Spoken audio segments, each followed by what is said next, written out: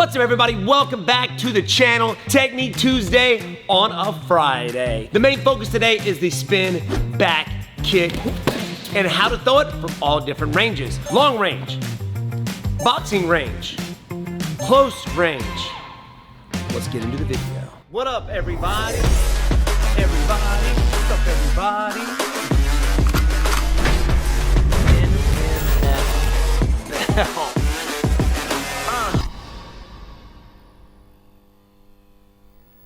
All right, guys, here we are. I'm going to be throwing the spin back kick, but I don't have a helper. So I guess I'm going to have to summon him.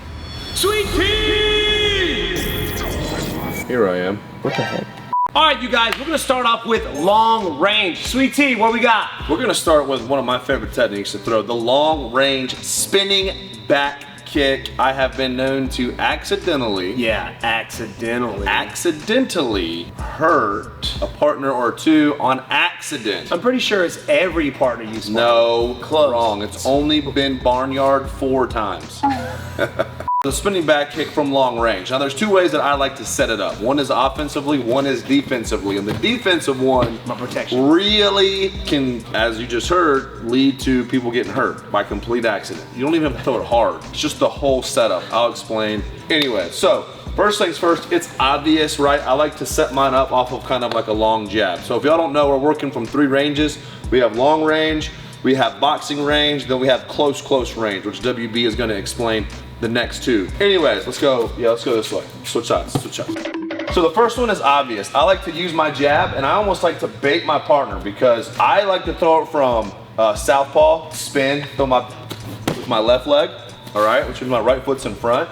So what I'll do is this person here who's typically orthodox, which is where WB is he likes to try and get to the outside of my front foot, which just think about in boxing, he wants to get his front foot outside of mine so that he can make his right hand shorter and more powerful. I'm doing that, but with my spin back kick. So instead of him shortening the target to his right hand, he's actually making it easier for me to land that spin back kick around to the outside. So you would say this is a good way to deter somebody from trying to get to the outside. Naturally, they want to get outside my front foot, and I'll let them do that. So this is sort of kind of like my offensive way. I'll even throw some jabs out here so that they can kind of slip and move, and as they start inching, that's when I bring that spin back kick, and it's right there. I gotta say, that's scary. I know you're not gonna hit me, but that's still, when you do it, man, it's scary. When you accidentally hurt people. That's what I'm saying. It's on accident. I love everybody. I don't do it on purpose. Bruh. Here we go. So I'm here, I'm working offensively, and you know, I'm not like offensively trying to hurt this guy or trying to seek out the spin back kick, but I'm hiding it behind my offensive output. So I'm jabbing, he's working, jabbing, as I let him get that space. There's a spin back kick. Boom, right there, set up. I don't even get full extension on the spin back kick. He just runs into that foot, that heel. Terrible. Way number 1. If you can time it just right too, as I'm trying to throw that 2, it just opens up, I'm square, and as it makes my 2 stronger, it makes your back kick, I feel, more powerful there too. Exactly, which brings me into my setup number 2, and this is the defensive way. And I sort of create the defensive environment. What I mean by that is I like to bait my partner into throwing their hands, like WB was talking about just a second ago, which inevitably does what? Opens the body up. Now this is where the injuries can happen, because whether you're a trained fighter or not, if you have a punch extended, it opens those ribs up. If you're not ready for a spin back kick, that's where the injuries can take place. Very similar to like what WB has mentioned before in the past, kind of sticking the face out there, drawing that jab.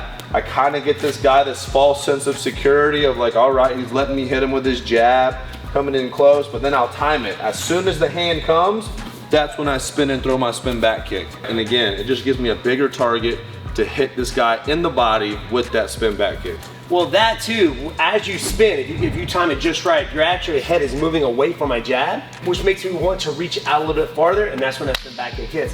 If my head was in the same spot, you get hit in the back of the head. But since you're here, you're actually moving your head away from the jab, which opens me up. So there you have it, my 2 ways of setting up the long range spin back kick. WB has a similar kind of mindset when it comes to that. Yeah. But let's just show you a few on the target. Because we switch sides a lot, it's not obvious, when I'm only gonna throw a spin back kick, because I do like to go southpaw to throw my jab. My right jab's faster, and my right leg round kick. So if you're good at switching sides already, switching sides is not gonna be too much of a tell if it's something that you frequently do. But now if I only switch sides to throw my spin back kick, that's obviously problematic, so work on switching sides always. Always. Here we go. I throw my jab, he moves to the outside, spin back kick. And it's one of those things too where if you just make contact with this guy, as long as to the hip and up, you're at least creating space for yourself. So I throw it. I'm not doing anything with my feet. WB has done a tutorial on how to throw the spin back kick without telegraphing. I recommend watching that if you haven't done that yet. But just so y'all know, I don't like to step and then kick. I try and throw everything from the stance that I always fight out of without doing any adjusting really. 1, 2, I throw the jab, he moves. One more time. Nah, dude, I don't think I'm gonna come this way. Boom, jab, right there. Getting that heel. Now, if you do like to throw with the right leg, obviously you're attacking that liver with that from that orthodox side, but. Now, it does help if you are a little heavier. Oh yeah. Even if that heel, and I think this is where you get people, the heel glances across that rib cage, it doesn't have to hit flush for it to do damage. If that heel just glances off that rib cage, it's like taking your soul with it, and you'll just drop dudes. It sucks. Yeah, I'm not gonna show the defensive version with him punching, but again, you know, baiting that person out there, getting that body extended, ripping that spin back kick. Even if you do it careful, which you have to be extremely careful, when you throw this in training, accidents happen. Mine were purely accidental. Barnyard, I love you. All right, moving on to boxing range.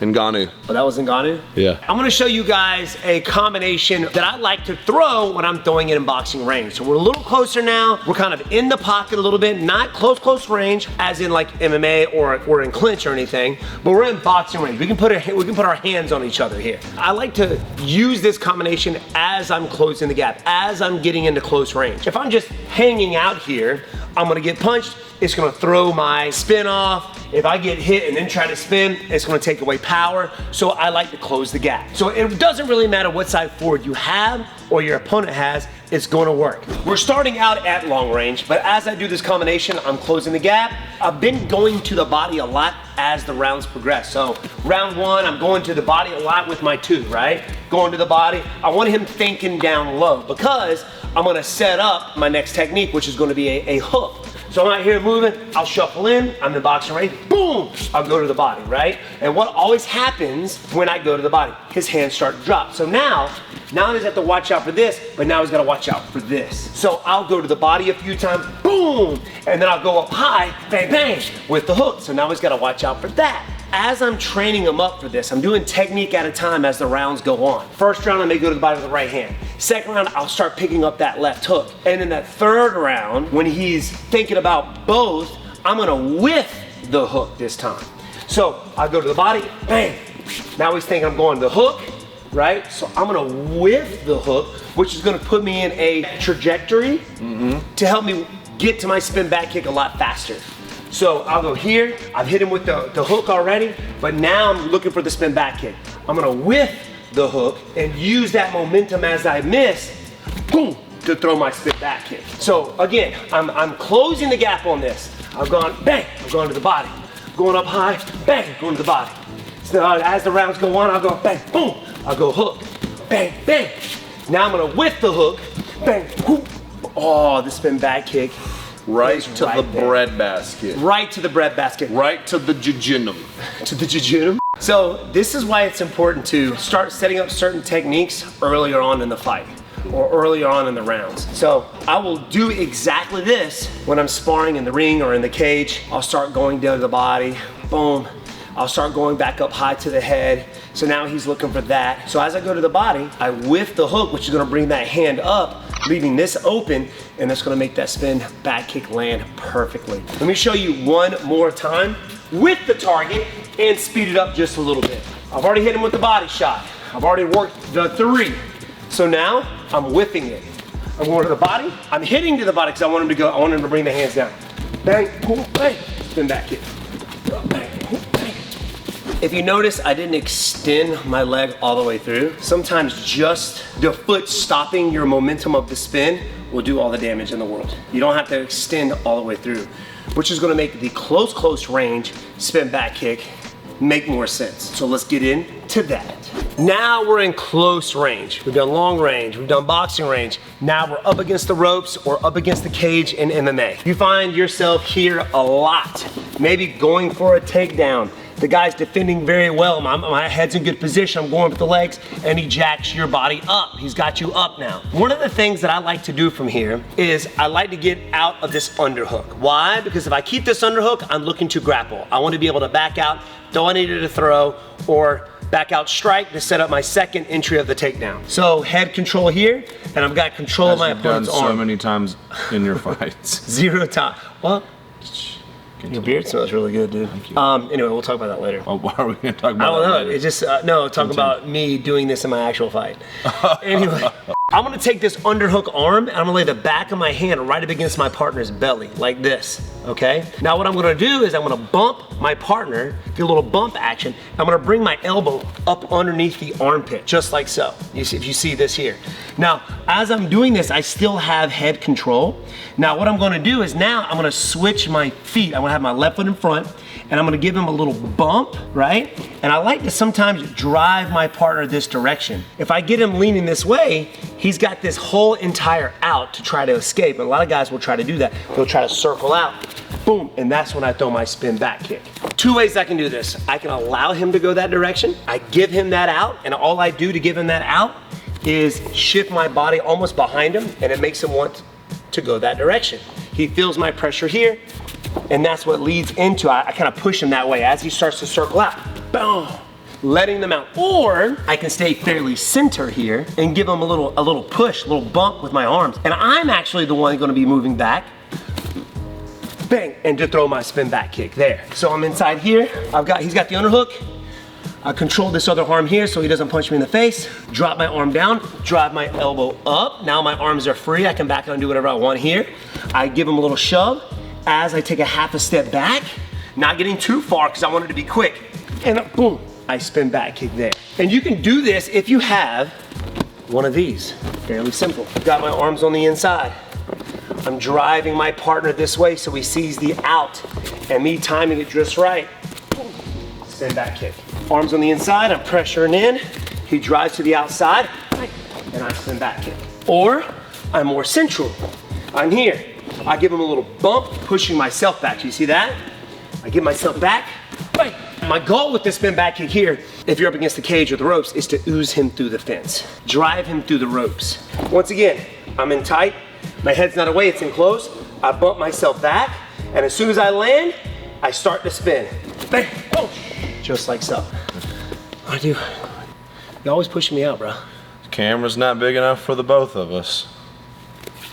So there you have it, guys. 3 ranges Bro.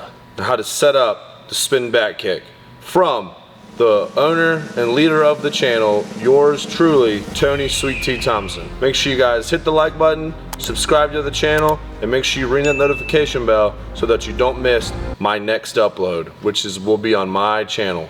Shh. Us.